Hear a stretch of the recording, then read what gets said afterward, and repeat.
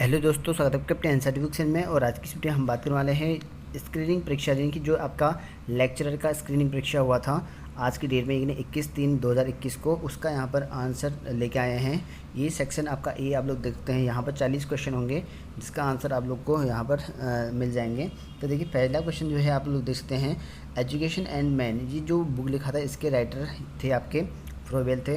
और नेक्स्ट है यहाँ पर किंडरगार्टन मेथड, तो ये इसके जो जन्मदाता थे वो यहाँ पर फ्रोवेल थे।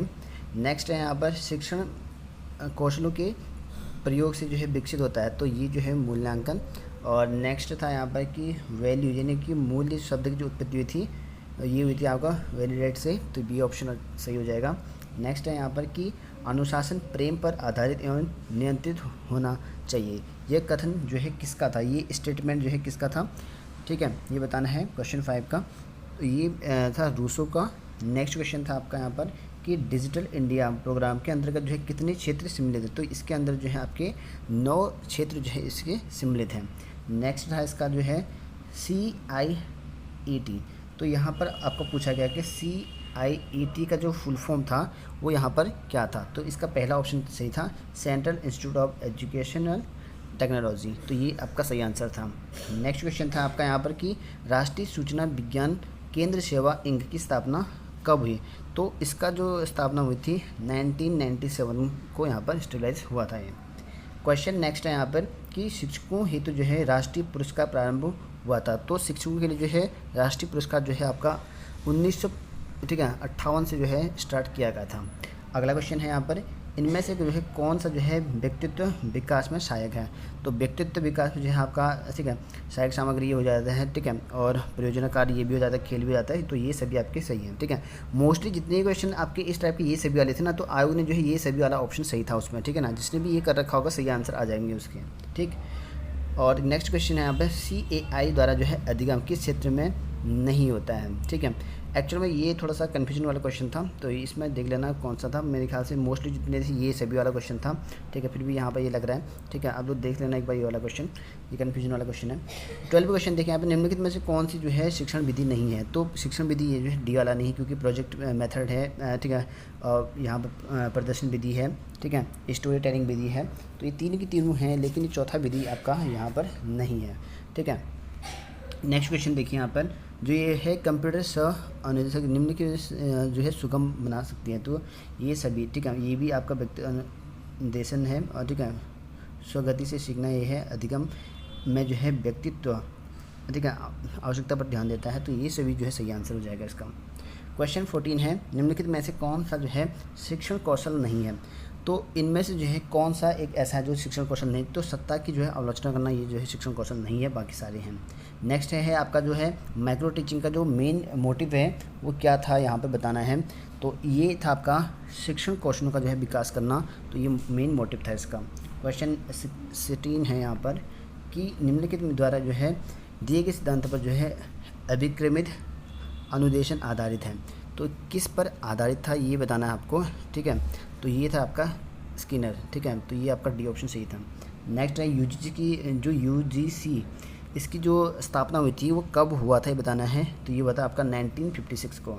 नेक्स्ट है यहाँ पर NCT, ठीक है, राष्ट्रीय शिक्षा नीति, ठीक है, तो national policy of education NP जो आपका 1986 है, इस पर जो है क्या किस पर जो है यहाँ पर विचार किया गया ये बताना है 18 का, ठीक है, तो ये था आपका सामाजिक कार्यक्रमों के रूप में, ठीक है, सोशल, ठीक है, सामाजिक सभी जितने भी महिलाएं हैं उनको पढ़ाना लिखना, इस तरह का एक सोशल टाइप का था, तो उस कार्यक्रम का एक हिस्सा था ये चीज़।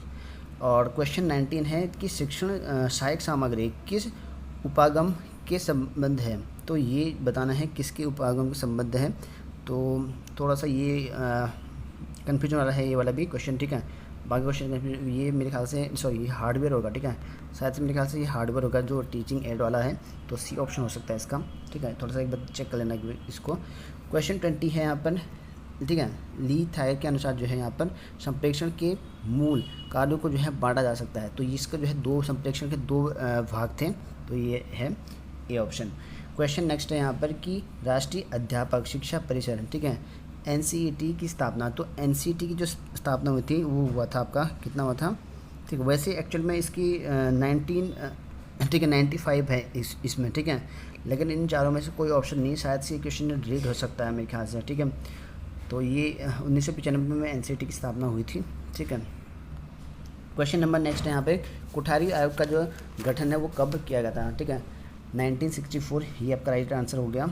और नेक्स्ट क्वेश्चन है इसका, सभी राज्यों में जो है कॉम्प्रिहेंसिव कॉलेज की स्थापना की राय, तो ये राय कॉलेज की स्थापना, तो ये आपको पता होगा, ठीक है, राधा कृष्णन आयोग, ठीक है, इसको विश्वविद्यालय आयोग के नाम से भी जाना जाता है।